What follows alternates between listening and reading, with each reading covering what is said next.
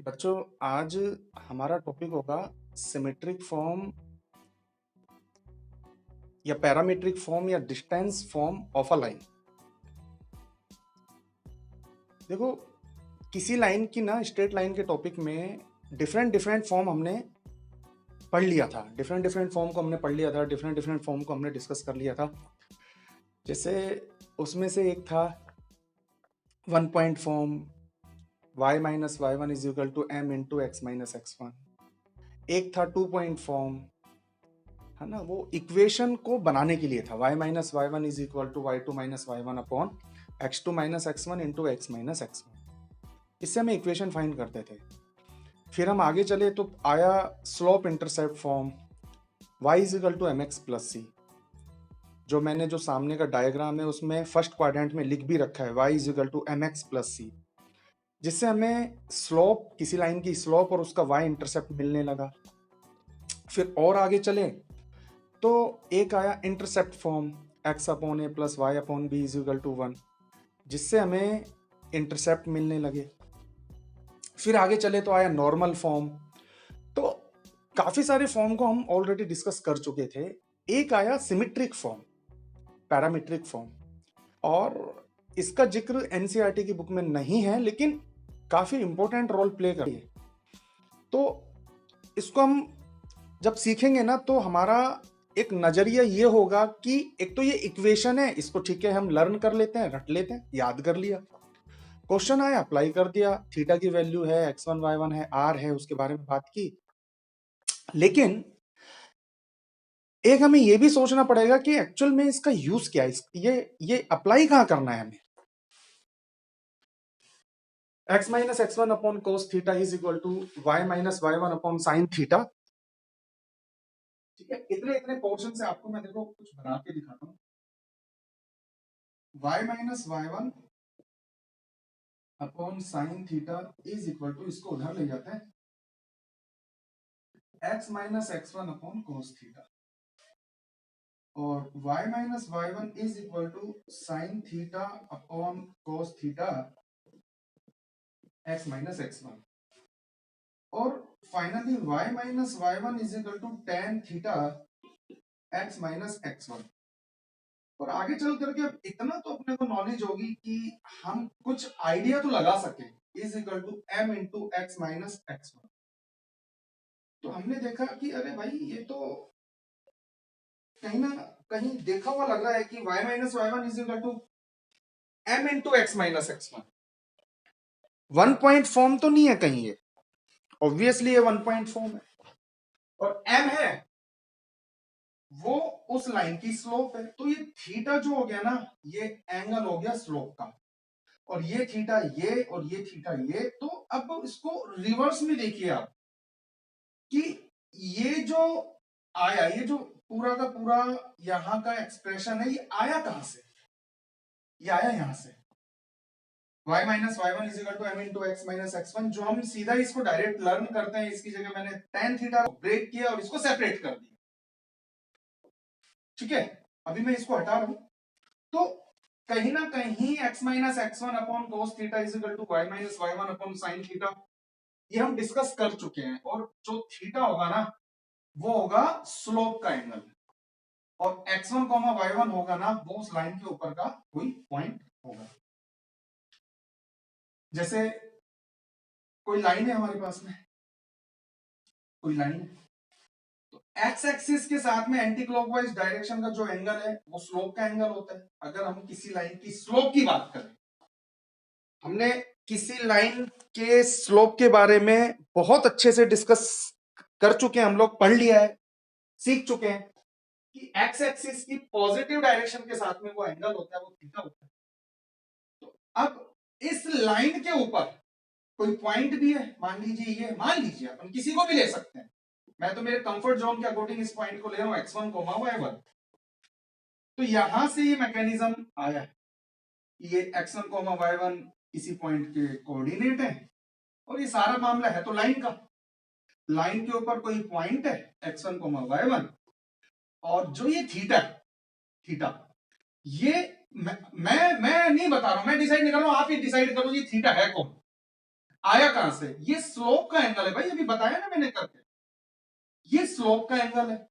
तो इससे हम इतनी इंफॉर्मेशन तो निकाल पाए, लेकिन अब ये प्लस माइनस आर, ये आर है क्या? तो देखिए इसको हम कहां यूज करेंगे, इस इक्वेशन को कहां यूज करेंगे आप देखिए। बड़ा इसका एक तरीके से अभी हम जो मैकेनिज्म देखने वाले हैं ना, इसका जो यूज देखने वाले हैं ना, तो बड़ा जादुई इसका यूज है, आप देखिएगा और आपको भी लगेगा कि भाई ये तो बहुत अच्छी पावर हाथ लग गई टॉपिक। देखो एक पॉइंट है अपने पास, एक दूसरा पॉइंट है, इसके कोऑर्डिनेट है, कुछ भी कोऑर्डिनेट है, मान लीजिए x1 y1, इसके कोऑर्डिनेट है मान लीजिए x2 y2। अगर हमारे पास में दो पॉइंट है तो हम इसके बीच में जो डिस्टेंस है ना उसको फाइंड कर सकते हैं, बराबर है ना भाई? अगर हमारे पास में दो पॉइंट हैं तो हम उनके बीच की डिस्टेंस को फाइंड कर सकते हैं, ठीक है। लेकिन कभी यह सोचा आपने कि जैसे कोई लाइन है हमारे पास, उस लाइन के ऊपर एक पॉइंट है, अब मैं उल्टा कर रहा हूं, मैं आपको डिस्टेंस दे देता हूं कि भाई इस पॉइंट से ये पूरी एक लाइन जा रही है, इसको ऐसा बना लेते हैं, ये पूरी एक लाइन जा रही है, उस पर ये कोई पॉइंट है, पॉइंट गिवन होगा, कोऑर्डिनेट x1 y1 कंसीडर कर लिया मैंने, इस पॉइंट से और डिस्टेंस मान लीजिए मैं कहता हूं 7, इस लाइन के ऊपर इस पॉइंट से 7 डिस्टेंस पर, 7 यूनिट डिस्टेंस पर, अब ऑब्वियसली वो यहां भी हो सकती है और वो नीचे भी हो सकती है, केस तो दो ही बनेंगे। जो पॉइंट होगा उसके कोऑर्डिनेट हमें फाइंड करने हैं। अब रिवर्स करते हैं, एक पॉइंट ये रहा और अगर ये पॉइंट हमें गिवन होता तो मैं दोनों के बीच में डिस्टेंस फाइंड कर देता, कर सकते हैं हम लोग, ये हम 9th क्लास से सीखते हुए आए हैं कि दो पॉइंट अगर हमारे पास में है तो हम उनके बीच में डिस्टेंस फाइंड कर सकते हैं। लेकिन आज मेरा कंसर्न केवल इतना सा है, आज मैं उल्टा पूछ रहा हूं आपसे कि मेरे पास में एक पॉइंट है, मैं डिस्टेंस दूंगा, इस बार पॉइंट दे दूंगा और डिस्टेंस दे दूंगा, तो डिस्टेंस इस तरफ भी होगी इस तरफ भी होगी, ये अपने को सोचना है कि दो पॉइंट होंगे, ऐसे क्वेश्चन में लिखा नहीं आएगा कि दो पॉइंट फाइंड कीजिए, ये अपने को सोचना है। ये लाइन हमारे पास, इस पर एक पॉइंट गिवन होगा, पॉइंट के कोऑर्डिनेट गिवन होंगे, कोऑर्डिनेट के साथ में डिस्टेंस गिवन होगी, और अगर पॉइंट के कोऑर्डिनेट फाइंड करवाए ना डिस्टेंस के साथ में, पॉइंट के कोऑर्डिनेट फाइंड करवाए, तो ये वाला फॉर्मूला अप्लाई होगा डिस्टेंस के साथ में, और फिर आपको दो कोऑर्डिनेट मिलेंगे, एक इस तरफ और एक इस तरफ। अब एक बात बताएं कि यहां प्लस माइनस का क्या कॉन्सेप्ट है? तो आर तो यहां डिस्टेंस है, मैं आपको क्लियर कर दूं, जैसे सामने वाले क्वेश्चन में 5, और प्लस माइनस का क्या कॉन्सेप्ट है, क्योंकि जैसे कि आप जानते हैं ये पॉजिटिव एक्स है, पॉजिटिव एक्स एक्सिस, तो इसके जो ऑपोजिट डायरेक्शन में होगा वो नेगेटिव एक्स एक्सिस होगा, ये पॉजिटिव वाई है, इसके जो नेगेटिव डायरेक्शन में होगा ये नेगेटिव वाई एक्सिस होगा। तो इस तरफ जो भी डायरेक्शन होगी ना, मान लीजिए कोई अल्फा डायरेक्शन है, तो जस्ट इसकी डायरेक्शन का नेगेटिव, यानी नेगेटिव डायरेक्शन में जाओगे तो माइनस लग जाएगा, तो प्लस माइनस इसीलिए ये कि आर की वैल्यू तो 5 हो जाएगी, प्लस माइनस इसलिए कि इस तरफ भी जाना है और इस तरफ भी जाना है। वो मैं भी आपको एक क्वेश्चन भी करके दिखाऊंगा, उसमें आपको ये सोचना है, फिर से देख लीजिए, x minus x one cos theta is equal to y minus y1 upon sin theta plus minus r।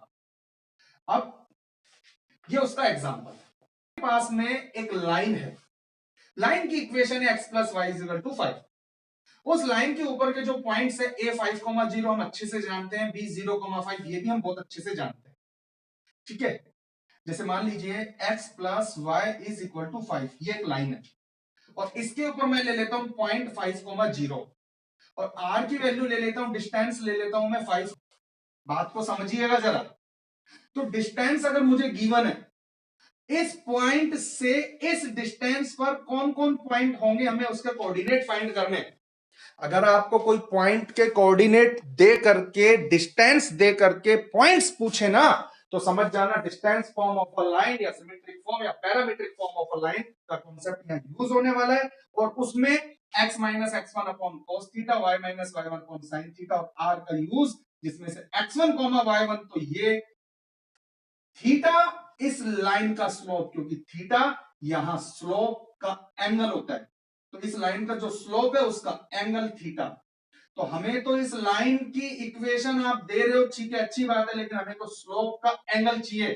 तो मैंने x plus y is equal to 5 को लिख करके y is equal to -1 x plus 5, और यहां से स्लोप निकाला -1। तो अगर स्लोप -1 है तो थीटा हो जाएगा 135 डिग्री। अगर स्लोप -1 है तो थीटा हमारे पास में आ जाने वाला है 135 डिग्री। अगर स्लोप -1 है तो थीटा आएगा 135 डिग्री।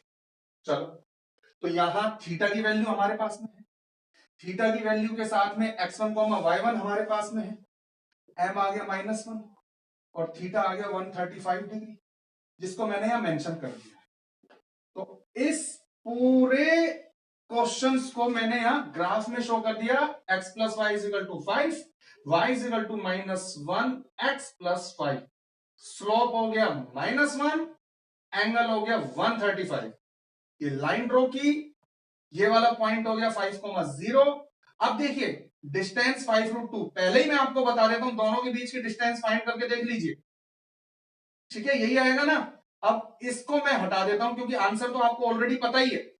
तो देखो कैसे अप्लाई करते हैं, x माइनस x1 के coordinate 5 upon cos 135 degree, y minus y1 0 upon sine 135 degree is equal two plus minus 5√2, is equal two plus minus 5√2। यहां तक आ गए। अब बारी बारी से इसको सॉल्व करते हैं। तो पहले हमें x कोऑर्डिनेट चाहिए, तो x minus 5 upon cos 135, second quadrant का एंगल होगा 90 प्लस 45, 90 पर चेंज हो जाएगा तो ये देगा माइनस की वैल्यू, 135 पर माइनस की वैल्यू देता है, तो -1/√2 is equal to y upon, ये देगा प्लस की वैल्यू, इज इक्वल टू, एक बार आप ले लीजिए प्लस, और x minus 5 upon -1/√2 y upon 1/√2 5√2, और एक बार ले लीजिए माइनस की वैल्यू। बस इतना सा करना है। अब आप सोल्व करोगे इसको, x और y की वैल्यू आपको मिलने वाली है। तो यहां से एक बार x की वैल्यू चाहिए तो इसको x के इक्वल कर दीजिए, x माइनस 5 अपॉन x वाले पोर्शन के इक्वल हम कर देंगे इस वैल्यू को, और एक बार y अपॉन 1/√2 5√2, x माइनस 5 उधर, तो -5√2 अपॉन √2 कैंसिल आउट, तो x की वैल्यू आ गई 0, y is equal to 5√2 into 1/√2, y की वैल्यू आ गई 5, तो 0,5, तो देखिए ये आ गया ना 0,5। एक पॉइंट के तो कोऑर्डिनेट ये आ गए, ठीक है बच्चों। और इसी तरीके से इसको सेपरेट कीजिएगा, x माइनस 5, इसको हम इससे अटैक कराएंगे, -5√2, ये माइनस के साथ में प्लस अपॉन √2, और इधर y अपॉन, इसको इसके साथ -5√2 अपॉन √2, तो y की वैल्यू -5 और x की वैल्यू 10, तो यहां से नीचे जाओगे 10, -5, या दोनों कोऑर्डिनेट हमारे पास में आ चुके हैं। ठीक है बच्चों,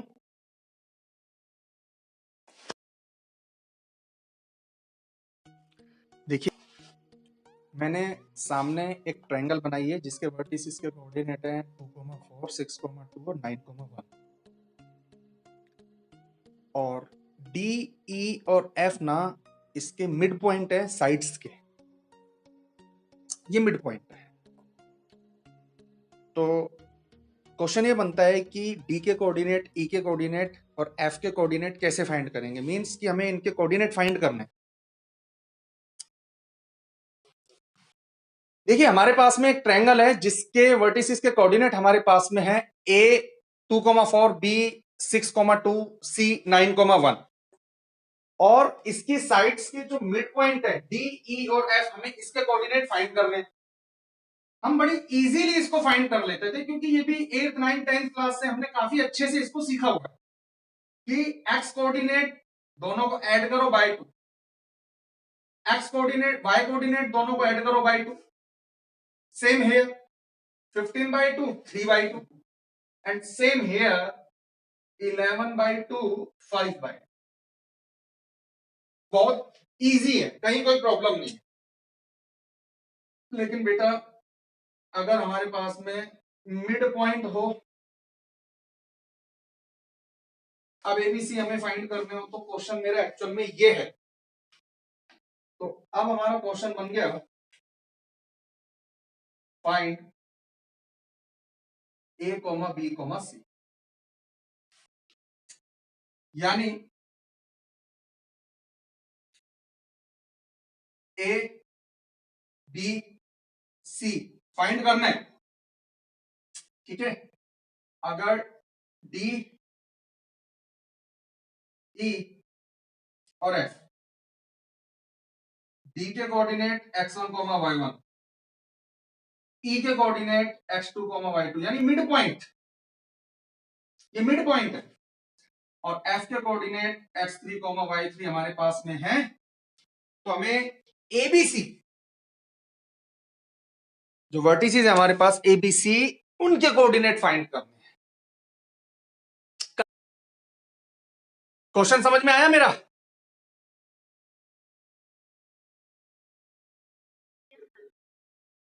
इस बार मिड पॉइंट है हमारे पास में, इस बार मिड पॉइंट में हमें ओरिजिनल पॉइंट फाइंड करना है। देखिए क्या करना है आपको, जरा देखिएगा। ये वाला जो पॉइंट है, इस पॉइंट से जो लाइन जा रही है, दो लाइन जा रही है, उन दोनों के एक्स कोऑर्डिनेट, क्योंकि इसमें जाहिर सी बात है एक एक्स कोऑर्डिनेट होगा और एक वाई कोऑर्डिनेट होगा, इन दोनों के एक्स कोऑर्डिनेट को तो ऐड कर दो और जस्ट सामने वाले का जो एक्स कोऑर्डिनेट है उसको माइनस करो। सेम वाई, एक्स की जगह वाई कर दीजिए, y2 plus y3 minus y1। चलो यहां करके देखते हैं। इस पॉइंट से ये लाइन और ये लाइन जा रही है, तो दोनों का जो एक्स कोऑर्डिनेट है, दोनों लाइन पे जो पॉइंट है उसका जो एक्स कोऑर्डिनेट है 4 और 11/2 का मतलब है 5.5, तो ये हो गया 9.5। ठीक है, 9.5 यानी 4 प्लस 11/2 9.5 माइनस 7.5 यानी 4 प्लस 11/2। ठीक है, इन दोनों को ऐड, माइनस सामने वाला minus 15/2 comma 3 plus 5/2 minus 3/2। Solve करके देखना क्या आ रहा है। ए के कोऑर्डिनेट जल्दी से सॉल्व करके देखिए, ए के कोऑर्डिनेट सॉल्व करके देखिए क्या आ रहा है। मैं तो सॉल्व कर चुका हूं।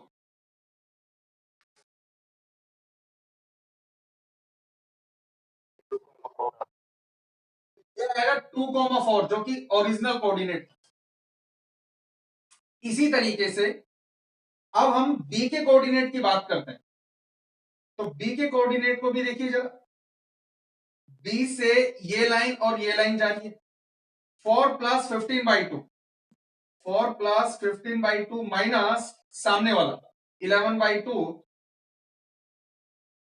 Coma same y coordinate 3 plus 3/2 minus 5/2, तो 15/2 का मतलब हो गया 7.5, 11.5, 11 7.5 11.5, तो ये हो गया 6, और इधर देखिए 3 प्लस 3/2, ये हो गया 2। देखो क्रॉस चेक कर लीजिए, क्रॉस चेक कर लीजिए ना, इससे और इससे मिड पॉइंट चेक कर लीजिए, क्रॉस चेक कर लीजिए। तो जल्दी से इसके कोऑर्डिनेट देखिए, इस पॉइंट से ये लाइन जा रही है और ये लाइन जा रही है, तो दोनों के एक्स कोऑर्डिनेट को ऐड करो, x1 प्लस x3 सामने वाला माइनस x2, सेम y, यहां से y रिप्लेस कर दीजिए, y1 plus y3 minus y2। ऐसे हम फॉर्म कर लेते हैं इन कोऑर्डिनेट्स को। एक चीज का ध्यान और रखिए कि अब ना आज तो आपको ये याद रहेंगे, इसको कैसे आप याद रखेंगे, आपको ये तो पता रहेगा कि दो एक्स कोऑर्डिनेट को ऐड करते हैं, किसी एक को माइनस करते हैं। आइए इसका भी एक स्लोगन बना लेते हैं। जैसे कई बार कहते हैं ना कि हम तो रास्ते में कहीं जा रहे थे और उससे हमारा आमना सामना हो गया। आमना सामना हो गया, आमना सामना मतलब कि वो अब हमसे लड़ाई करने वाला है, वो हमसे एंटी पार्टी में खड़ा है। आमना सामना होना, लड़ाई करना, मारना, आमना सामना हो गया। तो इसका आमना सामना इससे हुआ, इसका आमना सामना इससे हुआ, ये दो इसकी भुजाएं बनेंगी, ये ऐड होंगे, और इसका आमना सामना इससे, तो ये माइनस होता है। यहां से दो निकल रहे जो कनेक्ट हो रहे हैं, राइट, मान लीजिए ये इनकी पावर है, ये इनको सपोर्टिव सपोर्टिव रोल में आने वाले हैं, तो ये तो सपोर्टिव रोल में रहेंगे, इसका आमना सामना इससे होता है तो माइनस, ऐसे इसका आमना सामना इससे होता है, बाकी दोनों सपोर्टिव रोल में रहेंगे। बस इतना सा आपको याद रखना है, शॉर्ट में याद रखना है आमना सामना, बस आमना सामना यानी सामने वाले से हमें लड़ाई करनी है, उसका माइनस हमें अप्लाई करना है। चलिए कॉपी कीजिए फटाफट से।